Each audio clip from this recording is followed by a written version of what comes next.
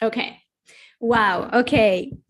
So good afternoon, Toronto, and good morning, Vancouver. This is such a special webinar and a special event. I'm so excited, and I don't know how many webinars I had this year, but I'm very, very nervous about this one. So in a good way, of course. So thank you very much for being here. And this webinar, we have City of Toronto and City of Vancouver, and I would like to introduce our guest speakers today. I'll start from Vancouver. We have Karis Hibbert, the manager of Vancouver Plan, the City of Vancouver, and Andrew Pask, who is a senior planner with the City of Vancouver. And here in Toronto, we have Jeff Cantos, who is the manager, official plan from the City of Toronto, and Philip Parker, who is a project manager, planning, research, and analytics, City of Toronto. So we invited these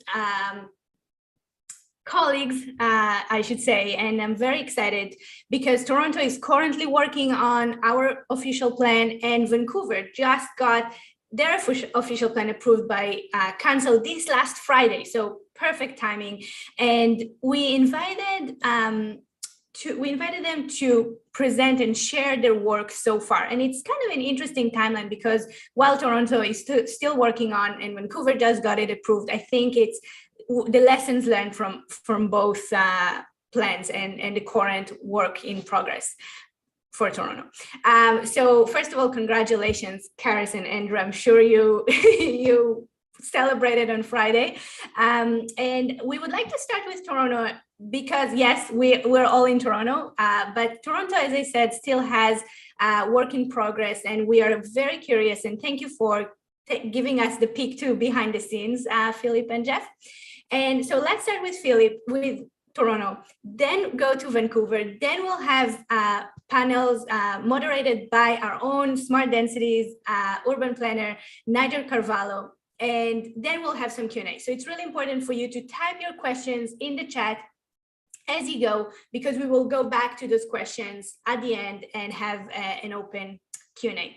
So, and with that, Philip and Jeff, please take it from here. Thank you again for being here. I really appreciate it.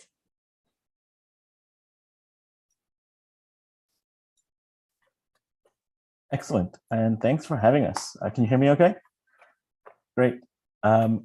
So I just wanted to start off with a land acknowledgement, and that the City of Toronto, we here at the City of Toronto, that we are on the traditional territory of many nations, including the Mississaugas of the Credit, the Anishinaabeg, the Chippewa, the Haudenosaunee, and the Wendat peoples, and is now home to many diverse First Nations, Inuit, and Métis people.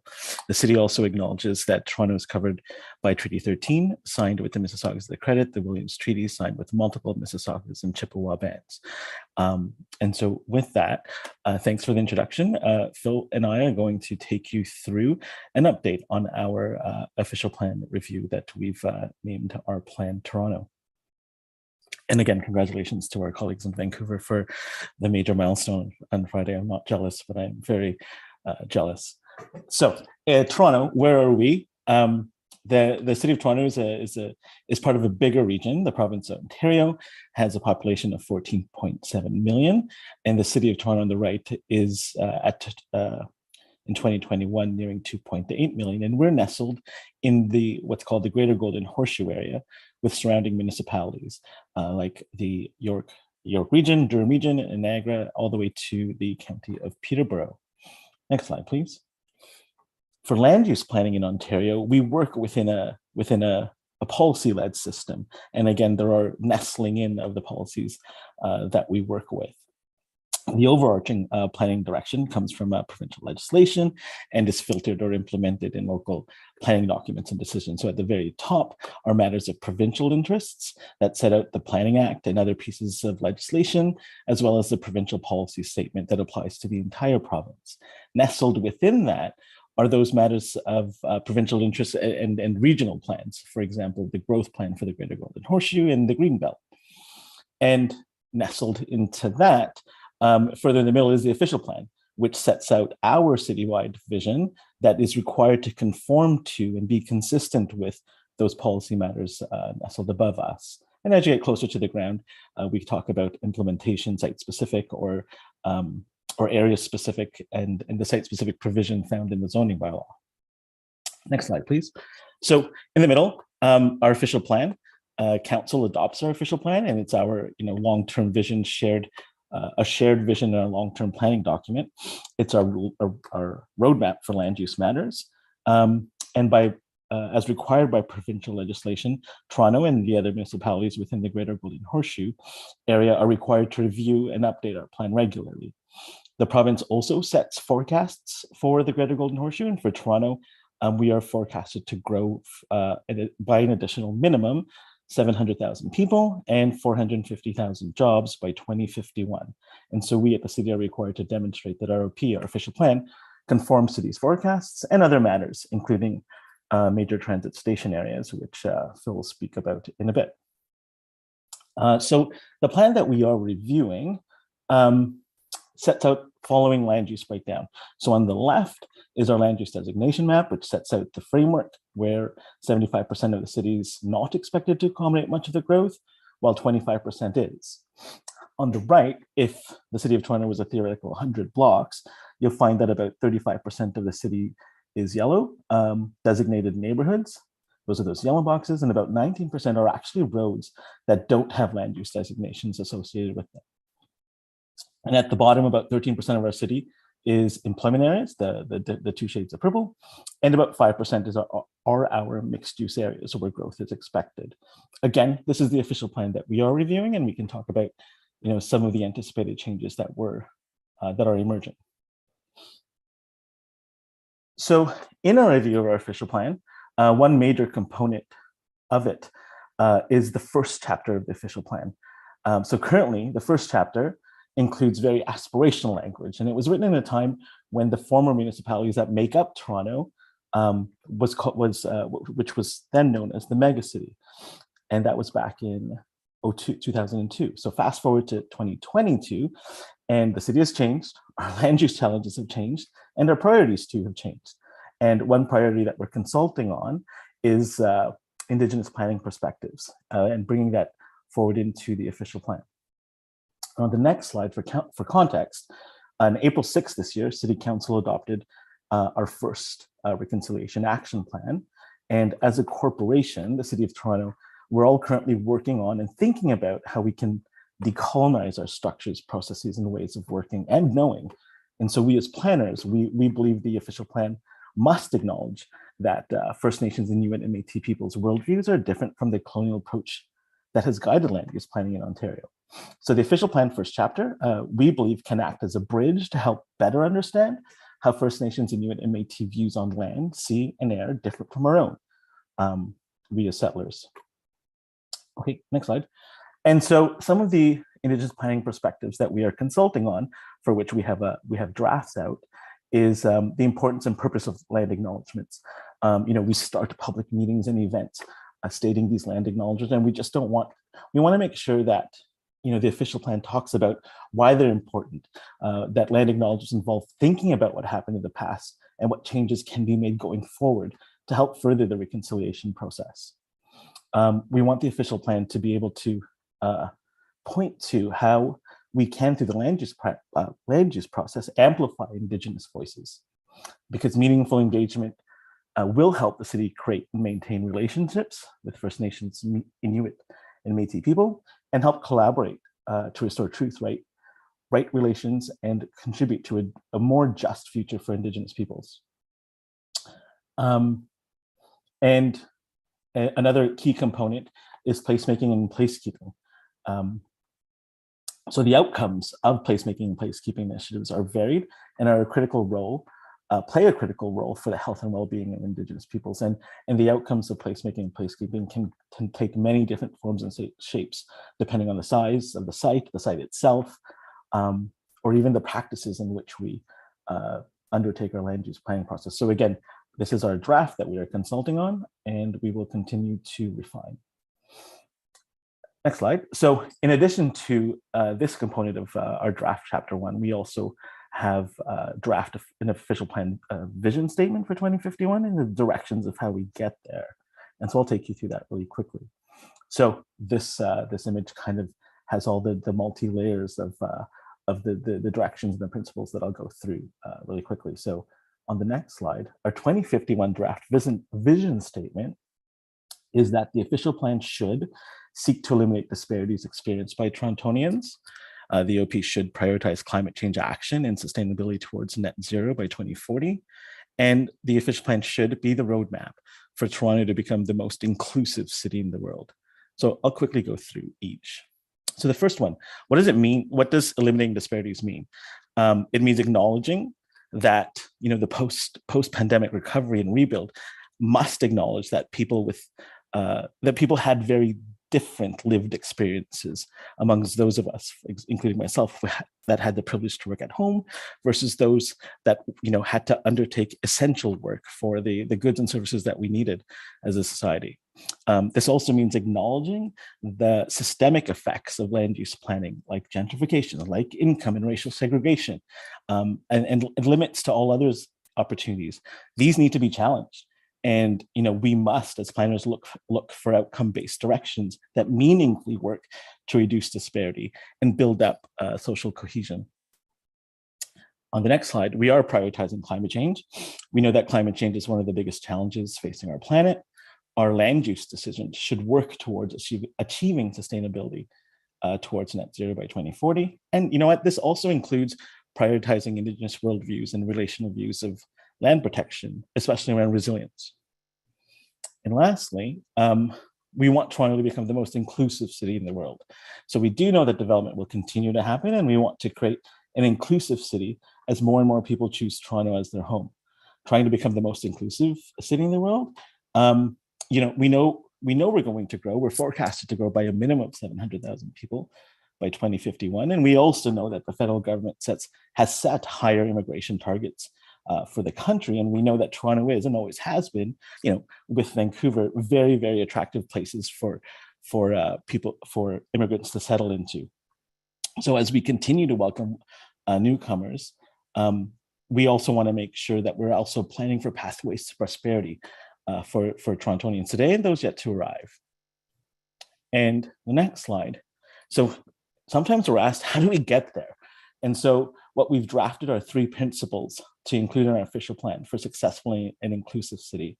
So we believe that building this successful inclusive city and helping to inform our land use decisions is about access, equity, and inclusion. When we talk about access, it's about improving access to many facets of daily life. It's access to affordable housing, it's access to transit, it's universal accessibility for those living with physical disabilities. In terms of equity, when we talk about applying an equity lens, what it means to us is identifying and removing barriers for the city's most marginalized and vulnerable communities for achieving positive growth and inclusive growth. And finally, in terms of inclusion, again, it's going back to making sure we're creating a safe and inclusive city for today's Torontonians and for those yet to arrive. And with that, I'm going to pass it over to Phil to talk about major transit station areas. Phil? Thanks, Jeff. So I'm going to go over the major transit station area planning, which is another component of our growth plan conformity and kind of touches upon the transit-oriented development that was kind of a topic of this seminar. So as an overview, major transit station areas are set out in the provincial growth plan, and we are required by the plan to individually delineate, so draw boundaries around existing and planned transit stations. And generally those are defined as the area between 500 and 800 meters or generally within a 10-minute walk of the station. We have 141 of these station areas in Toronto. And for each one of those stations, we have a minimum density target, which is to be achieved over the area as a whole. The province sets out the minimum density targets, which are by mode. So the subway has to have the highest density of 200 residents and jobs per hectare, light rail transit at 160 residents and jobs per hectare, and GO at 150 residents and jobs per hectare. I should say GO is our commuter rail system.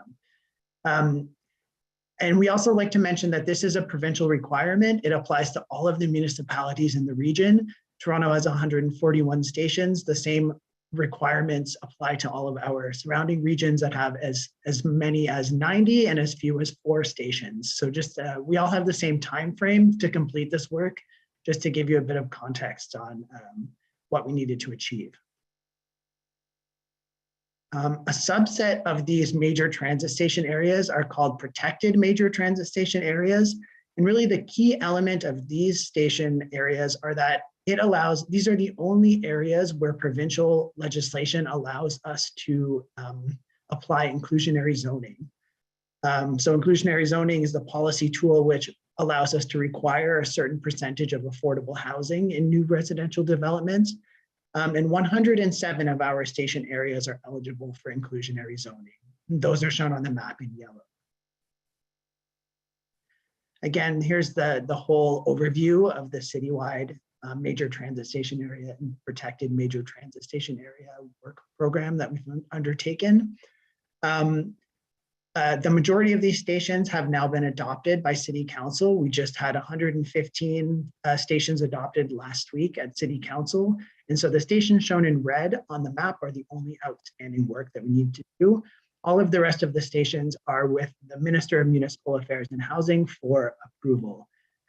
They do not exist until the minister approves them, and we can't implement inclusionary zoning until the minister approves these stations. Okay, the other topic I'm going to cover is the Expanding Housing Options in Neighborhoods project, and specifically the multiplex stream of this kind of multifaceted project. I am a co-lead of this project along with Melanie Melnick, who I think is watching this webinar as well, but won't call her out. Really, this project is about expanding housing options in neighborhoods. As Jeff mentioned, neighborhoods are a designation in our official plan that are mainly intended for low-rise housing. But not all the neighborhoods are created equal. So the zoning underlying these neighborhoods is different across the city. And in some areas, particularly in the former city of Toronto, one could build everything up to a low-rise apartment building. But in other areas of the city, typically what was formerly the suburban municipalities, there's a lot of areas that are you're only allowed to build a detached house, sometimes a semi-detached house, and a secondary suite. So this project is about bringing more of these options highlighted in yellow, the missing middle options, to more neighborhoods across the city of Toronto. This is a prototypical neighborhood that we generally use to show what it could look like. You have your arterial on the right with the higher buildings and transit, and then the interior of the neighborhoods with generally detached homes. When you take into account all of the different components of the Expanding Housing Options project, this is what it could look like sometime in the future. So on the arterial, you can see there's been a bit of intensification with low-rise apartments. In the interior of the neighborhood, we have things like local commercial and retail, which was the official plan amendment to allow this to occur was also approved at council last week. So we will have more local commercial and retail in our neighborhoods. We have garden suites, which have also been approved. So those are the backyard units. They are similar to laneway suites, but in areas where you don't have a laneway behind the house. And then multiplex is shown in purple, which is the project that I'm working on. And I should mention that what we mean by multiplex is very specific in Toronto to the zoning. So we're talking about duplexes, triplexes, and fourplexes. Anything above a fourplex is considered an apartment building, and we'll be looking at that at a later date. So simply put, our proposal is to permit multiplexes in neighborhoods citywide. The map on the left shows where they're currently permitted. So that's that underlying zoning that permits a bit more density. And the map on the right shows all of the neighborhoods in the city where we would like multiplexes to be permitted. The way that we want to get there, we've been calling it thinking inside the box. And what we mean by that is you can fit more units within the same scale that's already permitted. So this diagram is just showing that the permitted zoning envelope for much of Toronto is not maximized by the buildings that already exist. So in this example, you can see kind of a prototypical bungalow, which has the capacity under the existing zoning to build additional floor space, but currently that could only be 1 or 2 units. So we want to allow people to use that floor space for 3 or 4 units as well. And again, so it's kind of thinking inside the box, the scale that's already permitted. And one of the ways we want to get there is to simplify the zoning standards to eliminate barriers to multiplexes. So we know about existing barriers that are encoded in the zoning today. For example, single detached homes right now are allowed to be 3 meters longer in length than a multiplex. So you can actually build a bigger single unit home than you can a multiplex. We want to eliminate that barrier, that discrepancy. That's it for me. We're happy to hear your questions, I think, at the end. Perfect. Thank you very much. Let's continue straight to Vancouver, and then we will have the panel. I think that makes the most sense. So, Karis and Andrew, the stage is yours. Okay, I'll just do a quick screen share. We can just make sure that everyone can see everything okay. All right, is that coming through? All Perfect. Good. Perfect. Okay. Well, first of all, thank you so much, Nama and Nigel, for having us to this webinar today. And thank you to Jeff and Philip for a really interesting presentation, looking to dig into some of the similarities and differences between our work today. As was mentioned up front, we're very excited in Vancouver because as of last Friday, we've just had our first Vancouver plan approved. This was a very exciting milestone for us. And just to put things in perspective, it's the first citywide council-approved land use plan for Vancouver in almost 100 years. We do a lot of area planning, a lot of corridor planning, but the big citywide moves like this have been few and far between. And so this is quite a milestone for us in our work here. So we're going to give you a little bit of an overview of that and get into some of the details as well. And then, of course, on to questions. As Jeff did, I'd also like to start with an acknowledgement as well. We are coming to you today from the unceded territories of our three nations, the Musqueams, Homish, and Tsleil-Waututh. With the Vancouver plan, it has been a really central process, the work that we've been doing to recognize the lives, the cultures, the languages, the peoples of the land, and to really work to advance the City of Reconciliation. Our council approved the plan for the City of Reconciliation in Vancouver back in 2013. Most recently, as well, has extended that to try and advance the United Nations Declaration for the Rights of Indigenous Peoples. These are really central to the Vancouver plan, and working together with the three nations and further work to come with the nations and urban Indigenous communities and groups. We're hoping to strengthen reciprocal relationships with the nations to ensure that we move forward together to advance reconciliation. It's by no means an overnight process. There's a lot of work yet to be done, but it is quite central to the work that is underway here. So some fairly broad context first and foremost. Why a plan for Vancouver? There are some pretty key differences just to note between Toronto and Vancouver to orient you to the motivations behind the plan. First of all, Vancouver is one of 21 regional municipalities. We're about 115 square kilometers, I guess roughly about a quarter of the size of Toronto in that regard. Our broader region, home to about 2.5 million people, Vancouver itself, roughly 650,000 or so. So we are a component of the larger region. We are sort of economic and cultural hub in many respects. We are home to about a quarter of the population.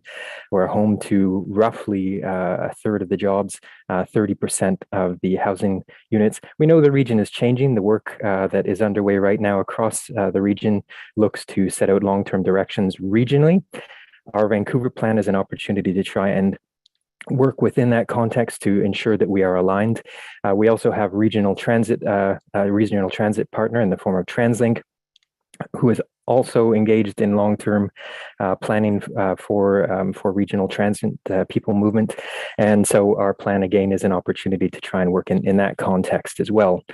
And then, of course, within the city specifically, we know over the next few decades, Vancouver is going to add about 250,000 people, roughly 210,000 more jobs.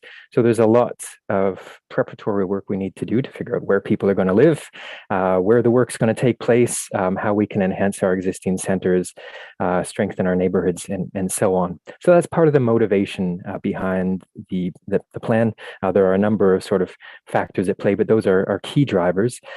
And as part of this work, we also recognize that there's some real opportunity first to build on the assets that are so critical that people tell us time and time again are such a factor in their decision to live here. The natural environment, Vancouver is known for the sort of postcard image of the city, but also a lot of the public spaces inside the diverse neighborhoods, local shops, and so on and so forth. These are the things that people cherish dearly and which we wanted to make sure we amplified in our own way and we strengthened through the work of the Vancouver plan. And at the same time, of course, lots and lots and lots of challenges which we're facing, which are really cross-country and in many respects global, whether that's housing affordability, the challenges of homelessness, climate crisis, the fact that many of our neighborhoods, which was alluded to in the previous presentation, do not currently allow easy access to simple things like a loaf of bread or a jug of milk. What can we do to try and respond to that? And there are a number of things as well, through to really substantial, challenging topics like colonialism and how we might decolonize the city, dealing with past harms and ongoing inequities, cultural redress, and so on. So there's a lot of material here that sort of propels the planning work forward. But just to give you a snapshot of where we have ended up after 2.5 years of work, the Vancouver plan is a long-range plan to guide growth and change for the next 30 years in the city. As I mentioned, it's the first council-endorsed plan that we have in the city since Bartholomew developed a plan back in the late 1920s. It is a policy document, it is a land use strategy, it is a series of supporting policies, but it is also, just to be 100% clear about this, it is not a rezoning enabling document. It is not the sort of thing that someone's going to be able to pick up, bring in, and activate a development application. It does not provide the sort of specific details about a person's home or particular business address. And it does not supersede other important recently adopted policy documents as well. There's more to come. I think that's one of the key things that we need to stress here as part of the work. We've got a lot of work that's been underway. So in many respects, the Vancouver plan serves as a bit of an umbrella for other policies, or platform, if you will, pick your metaphor, to things like our climate emergency plan, to some very recently adopted area plans, to our parks plan. So we still have a number of other policy documents here that are part of the conversation. And with the Vancouver plan approved, we've got a vision, we've got some comprehensive policies, but there's more technical analysis ahead of us. We need to do some more detailed financial planning.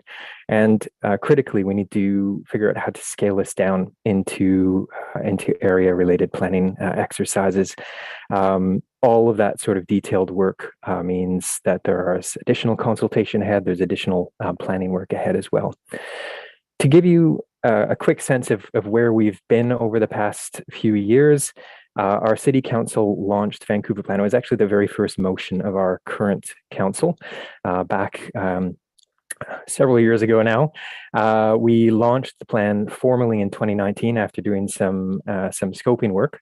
So it was initiated in 2018, launched in 2019. Through the process, we started very, very broad, asking people about their hopes, fears, aspirations, dreams, concerns for the future, and took a very, very broad-based approach to that. Lots of open-ended questions in the survey, distilled those down through a second phase and came to some provisional goals, distilled those further into a series of spatial directions, general principles, and took those out during phase 3. And then in phase 4, put all of the pieces together and tested the draft plan. So we are right now, just having had that plan approved, at the cusp of transitioning into our next phase, which is really implementing the document as well. I will mention a couple of sort of quick snapshots there. We had lots of engagement along the way. Of course, we were challenged through COVID to pivot and do things differently, lots more online than would have otherwise been the case. But through that, we managed to connect with 52,000 engagement touchpoints. We had hundreds of events. We did some safe, publicly distanced activities where allowed, and a number of other activities there.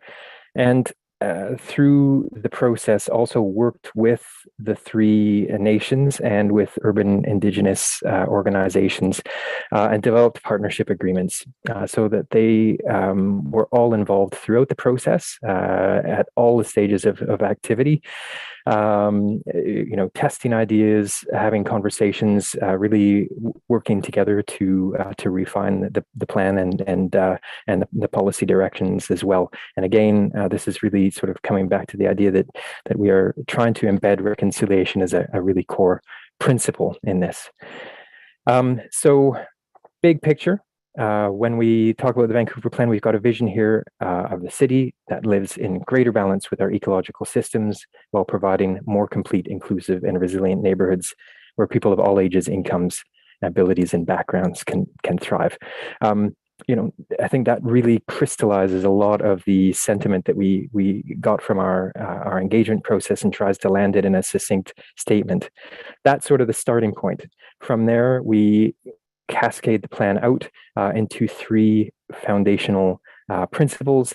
I've mentioned reconciliation already, but this really, in terms of the plan, is a call for the city to continue to form relationships and mutual respect with the Musqueam, Squamish, and Tsleil-Waututh nations and urban Indigenous partners.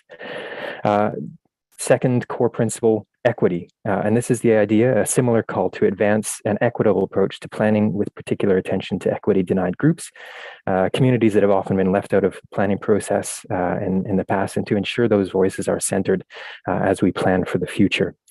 And lastly, resilience. And this is a third call for the city to proactively plan for an uncertain future in the face of shocks and stressors like climate change, seismic risk, the stresses of affordability and equity, and of course, challenges like COVID that continue to follow along with us and those issues.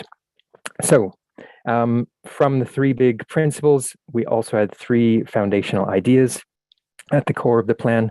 So a series of threes here cascading out. At the center of this was the idea of equitable housing and complete neighborhoods. On the equitable housing side, this is similar to Jeff and Philip's commentary. This is about advancing more housing options across the city, including new rental and social housing in all neighborhoods. It means creating opportunities for higher density living off of arterials. We've typically concentrated development on arterials. We know that there's some real equity issues around that, some health issues.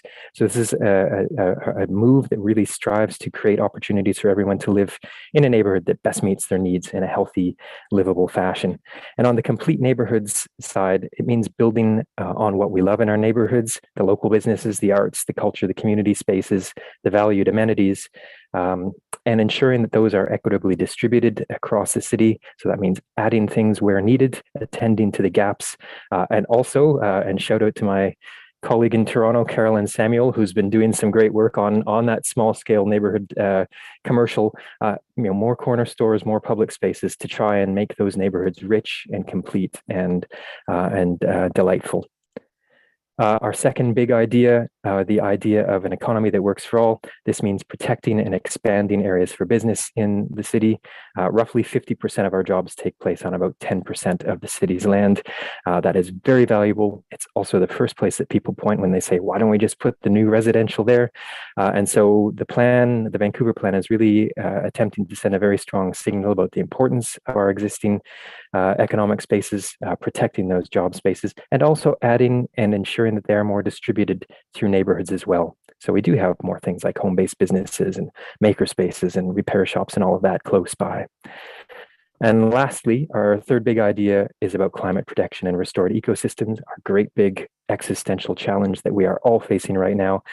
To us, this means a whole variety of things, creating people-first streets that are safe and attractive for walking and biking, improved building and construction methods that reduce energy consumption, get us towards a zero-carbon city, improved urban design practices, looking at restoring ecosystems, everything from attending to flood risk, increased rain, all of the challenges of summertime heat domes, and a variety of other things as well. So there's an awful lot in those three ideas. How they land on the ground is through a land use strategy and a series of supporting policies. And for that, I will turn the floor over to my colleague, Karis, who will walk you through those details. Thanks a lot, Andrew. So I'm going to give you an overview of the land use strategy, which, as Andrew noted, really lands the three big ideas of the plan and the policies on the ground. It sets citywide guidelines that are going to shape neighborhood level planning in the future and ensure that we reach the key goals of the plan. Next slide, please. So the land use strategy illustrates different neighborhood types, and the neighborhood types within the land use strategy show how change is envisioned across the city's diverse neighborhoods over the long term. And the intent is really to improve housing choice and create more complete, inclusive neighborhoods across the city. What that looks like on the ground is going to vary depending on existing conditions in each area, like the transit service, job space conditions, shops and services, and built form. The neighborhood types that we're going to describe over the following slides. In general, it's worth noting that we really responded to some of the key findings in our engagement process, and that included a desire for a more equitable distribution of growth across the city and a preference for more spread out density in transit and shopping areas. Next slide, please. So the Metro Core Broadway area is really the central area of Vancouver, and it's going to continue to be the urban heart of the city, reflecting its significant role in the region, providing a dense mix of employment lands and uses, including some of the city's office and hotels, large cultural venues, and commercial uses. The Metro Core Broadway area includes many of Vancouver's oldest neighborhoods and a significant community, areas of significant community, cultural, and historic importance, and other distinct local neighborhoods that are home to a diverse mix of people. Next slide, please. The municipal town center is an area of the city that's shown on the map to the left, with excellent access to rapid transit, parks, and amenities. Detailed planning for this area has enabled a very dense mix of housing and employment, supported by improved public realm and amenities. So the Oak Ridge Municipal Town Center, which is what it's called, will be a vibrant hub in the city that meets community, citywide, and regional needs. Next slide, please. Rapid transit areas are areas within a 10-minute walk of existing or future rapid transit stations as shown on the map. We're going to be locating jobs and housing near rapid transit, which really moves the city a lot closer to its zero carbon future, and it offers financial benefit for those people who rely on transit as a lower cost transportation option. As many people move into these neighborhoods, high quality public spaces and access to amenities becomes even more important. Next slide, please. Neighborhood centers, they come in many different shapes and sizes and are oriented around our local shopping streets, which really are the heart and soul of our diverse neighborhoods. These areas are generally served by frequent transit routes and often have many small shops that people cherish, also supporting a diversity of local and small businesses. As the city grows and changes, these neighborhoods are going to include more housing choice with new options for renters, families, and individuals on quieter residential streets. Next slide, please. Villages. So villages are a neighborhood type that are oriented around a smaller collection of commercial and community uses that provide local jobs, daily needs, and community placemaking and social connection. Adjacent residential areas are primarily low-rise and often ground-oriented. New housing choice in these neighborhoods will bring more people of different ages, incomes, and backgrounds into the community and will help support local shops and services. Next slide, please. And last but not least is our multiplex areas, which are currently the lower density areas of the city with mostly detached housing. So these low density areas currently cover the majority of the land base in Vancouver, and they offer tremendous opportunity for creating more housing choice.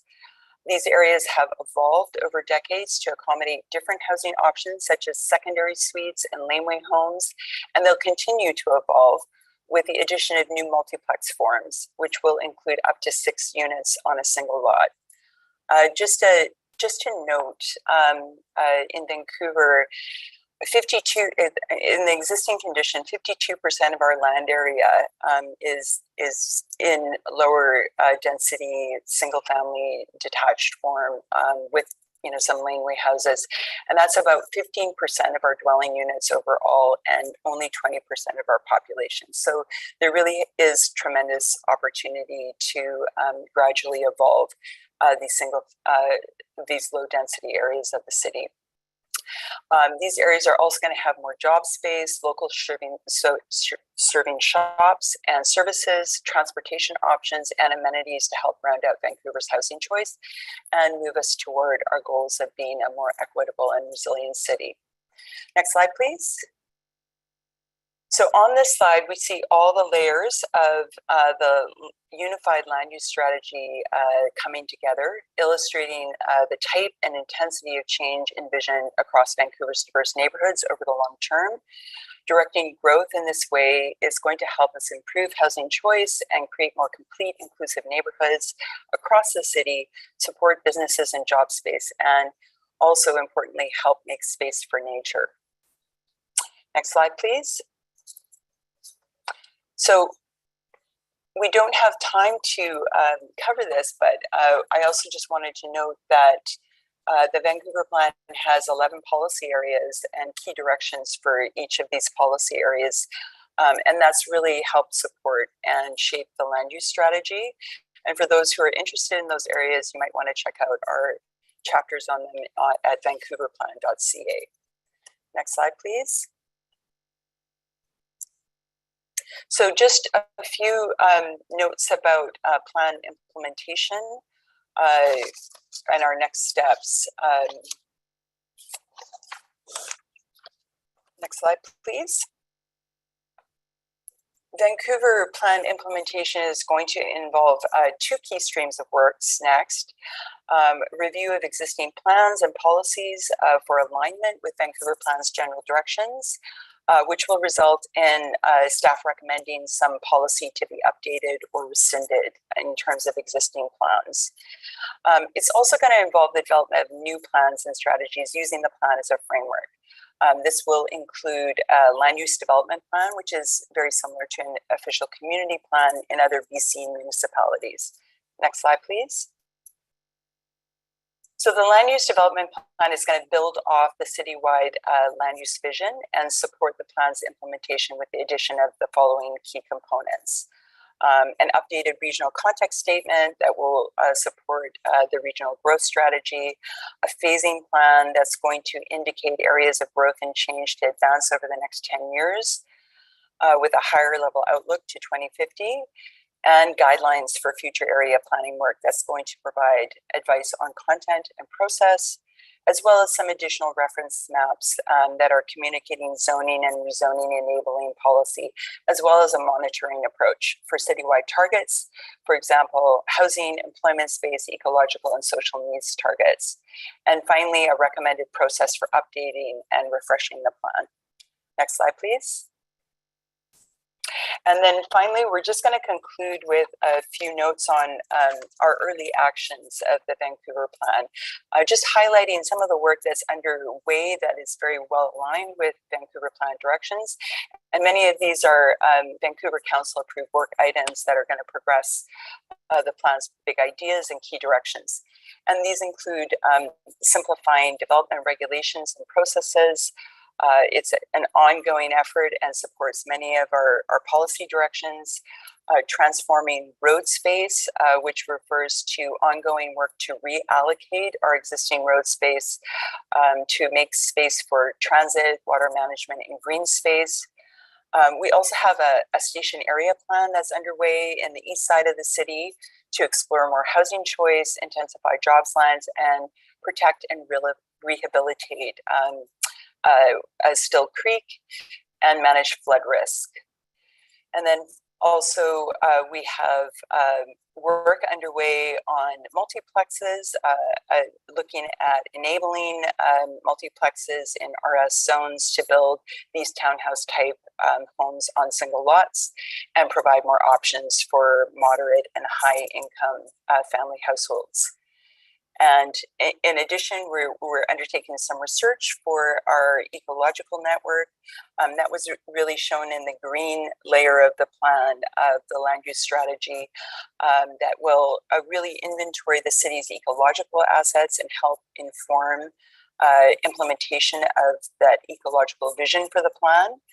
And we're also beginning work on a 3-year action plan for housing that will focus on the needs of seniors and families, and also more equitable housing options, including how to strengthen partnerships, especially with senior levels of government.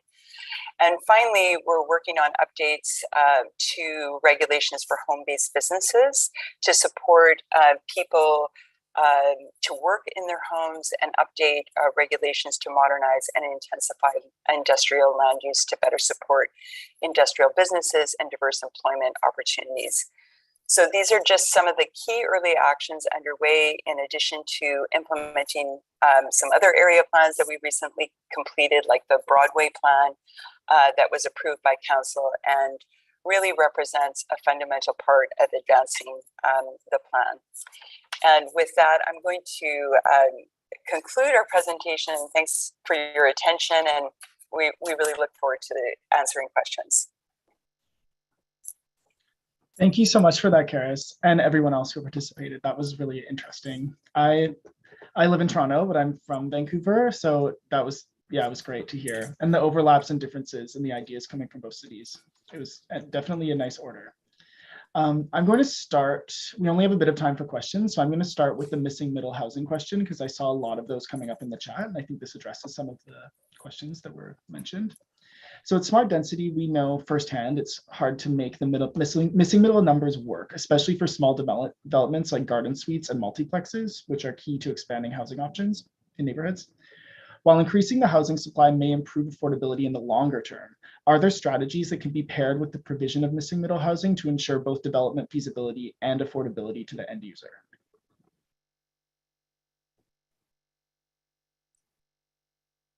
Would you, do you want us to go first? Oh yeah, true. Sorry, I should have said that. I'll let Toronto go first because you presented. Okay. Thank you.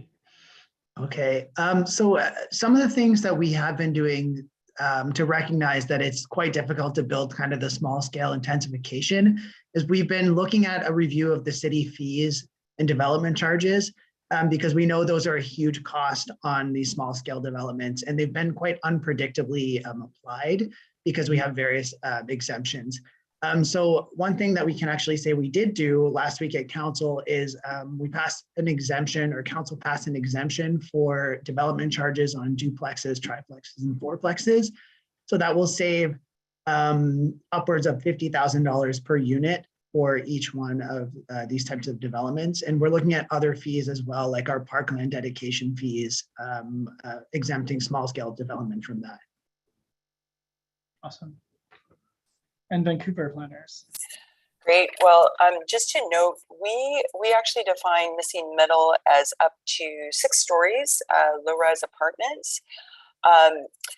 what I note is in terms of the townhouse and row houses, yes, we recognize there's a challenge in affordability with these, but we do see a pretty significant demand for these within Vancouver. Note that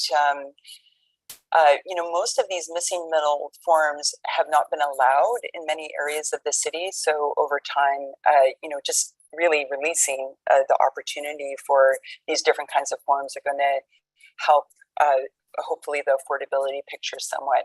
And also that, these really do meet the needs of people downsizing and young families, which are going to help revitalize our neighborhoods. But and I also want to note that in our multiplex pilot, where we're looking at 6 units on a single lot, we are looking to put charges on them to help go to community amenities such as affordable housing, and also community amenities that are needed. But in addition, to ensure more affordability and the right supplies for low and moderate incomes in Vancouver, we're really focusing on encouraging rental tenure with incentives for offering more density for rental, and things like parking regulation reductions or development cost levy waivers and simplified processes for permitting, as well as incentives for non-market and non-market co-op housing, and in different forms, and we have incentives and fee exemptions for these forms of housing as well as we're really looking for places in the city with our different neighborhood types for secured rental projects, which for below market rental, they really do need higher forms. And within the multiplex work, we are really looking for opportunities to include rental and affordable home ownership. Wonderful, great responses, thank you. The next question is about transit-oriented communities, which we all know are very important if we're going to tackle urban sustainability and accessibility. And they're both key parts of both of the plans, with rapid transit areas in Vancouver and major transit station areas in Toronto. So what are some of the challenges in implementing this type of growth that's so necessary? Toronto, please. Of course.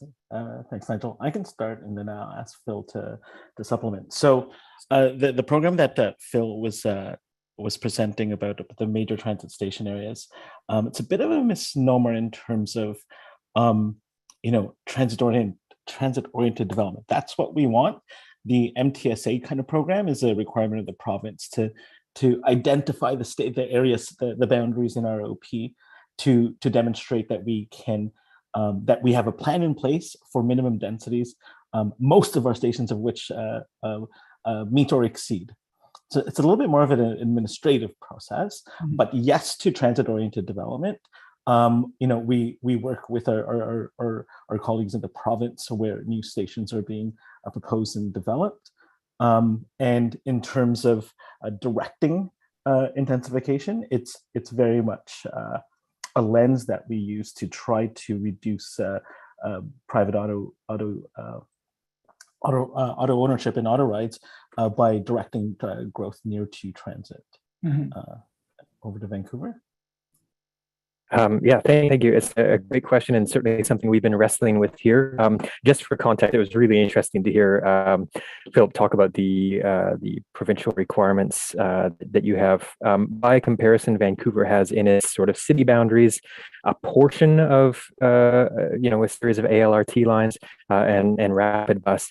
And the focus of our planning over the years has traditionally been around the ALRT infrastructure, the Canada Line, the Expo Line, and so on.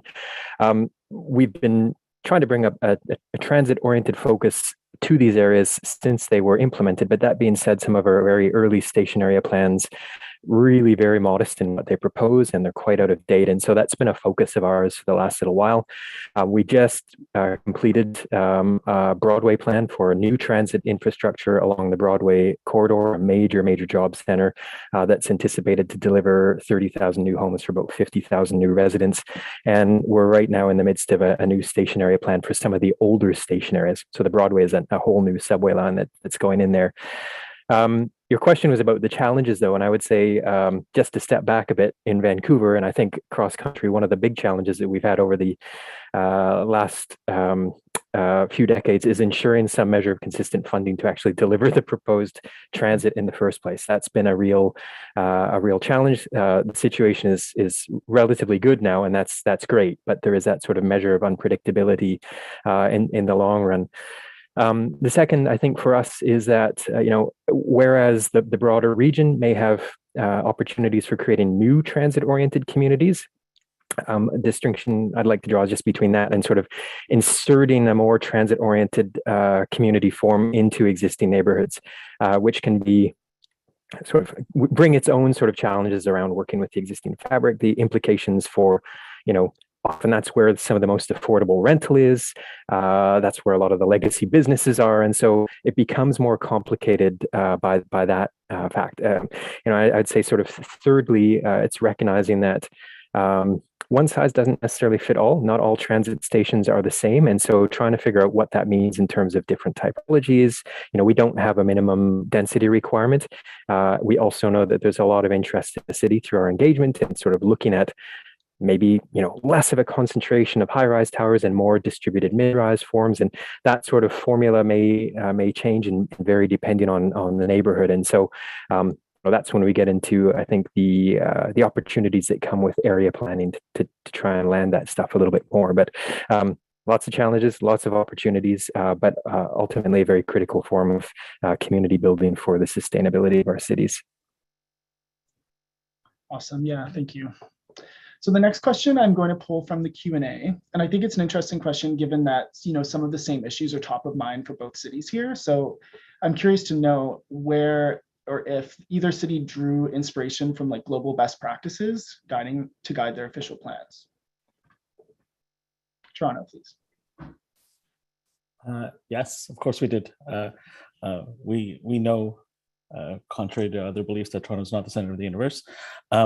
We worked very closely with a class at Toronto Metropolitan University, formerly Ryerson, on best practices on how other municipalities integrated the equity lens into their land use plans.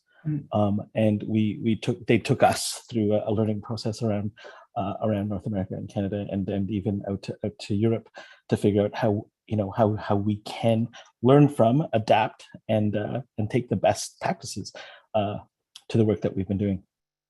Thanks for the question. Yeah, no, similarly, as part of our process, we delighted in looking at some of the best practices across North America and the world. Before we got on, we were talking about some of the plans that were significant to our thinking. The Minneapolis plan and its focus on equity and changing sort of low density residential areas. We also looked at places like Stockholm and just their climate strategies, so key, and in places like New Zealand, for some of the best practices in terms of working with Indigenous partners, and so it was very educational and humbling to see the excellent work that's been going on all around the globe. I think that was a terrific question to wrap up this discussion, because we want to be very respectful of everyone's time and your busy day. And I wanted to thank you again. I thought it would be so interesting to, the year is 2050 and we will look back and say, haha, in 2022, we had this webinar, and let's see, it's always interesting to see how things evolve and the work we do, that takes a generation long, how it materializes eventually. I want to thank the audience. I was overwhelmed by, the registration numbers. Thank you for being here and devoting your time to learn. I think that's great. And to Philip, Jeff, Andrew, and Karis, I want to thank you again for saying yes, for sharing your work with us. I don't take it for granted. So thank you, everyone. And of course, Nigel, thank you. See you soon, Nigel. Thank you, and have a great rest of your day, everyone. Bye-bye. Thanks, everyone.